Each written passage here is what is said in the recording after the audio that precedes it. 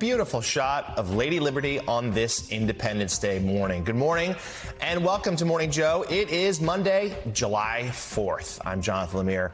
Thanks for being with us today. The January 6 hearings are on a hiatus until later this month, but the committee is not letting up as members fanned out across the Sunday morning political shows this holiday weekend.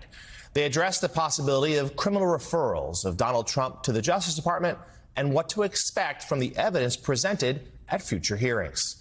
And from sky-high gas prices to canceled and delayed flights, a look at the chaos for holiday travelers across the country. We've got a lot of news to get to this morning, but we will start with the January 6th investigation and the possibility that former President Trump could be referred to the Justice Department for criminal prosecution.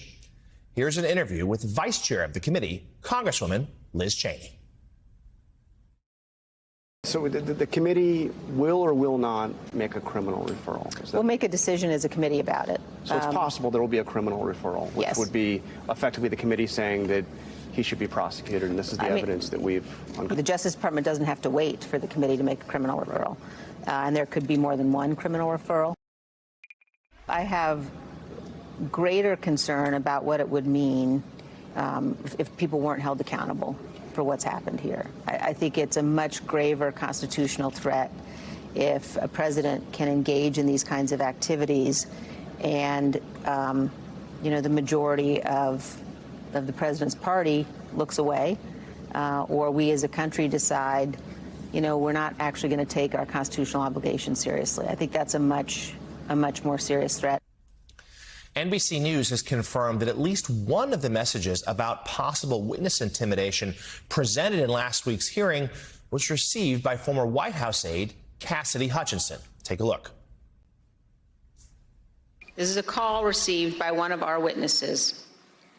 Quote, "A person let me know you have your deposition tomorrow.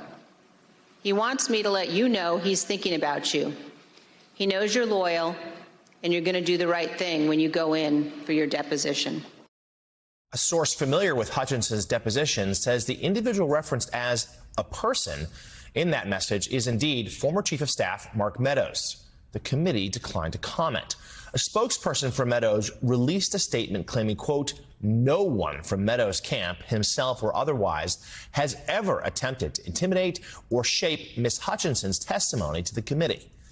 Vice Chair Cheney and several other members of the House Select Committee are weighing in on what will be presented during some upcoming hearings. Take a look.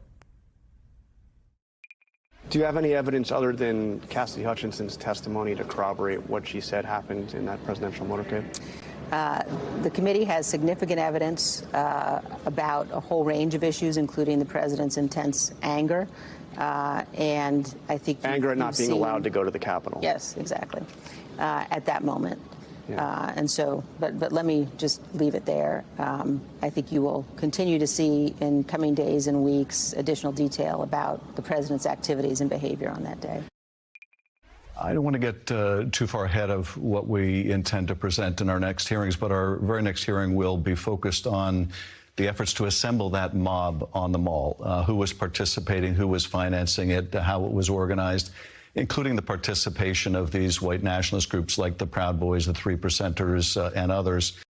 This happens every day. Every day we get new people that come forward and say, hey, I didn't think maybe this piece of a story that I knew was important, but now that you guys are, I do see this plays in here. Will we hear from witnesses that you did not know about, with stories you did not hear because of the hearing so far? Yes, yes. There will be way more information, and stay tuned. It also now seems more likely that former White House counsel Pat Cipollone will also soon appear before the January 6th committee. According to a lawyer familiar with the matter, Cipollone will probably agree to a transcribed interview that is limited to specific topics to avoid any privilege issues. Cipollone has become a key figure in the investigation after former White House aide Cassidy Hutchinson painted him as a critical figure in the final days of the Trump White House during her explosive testimony.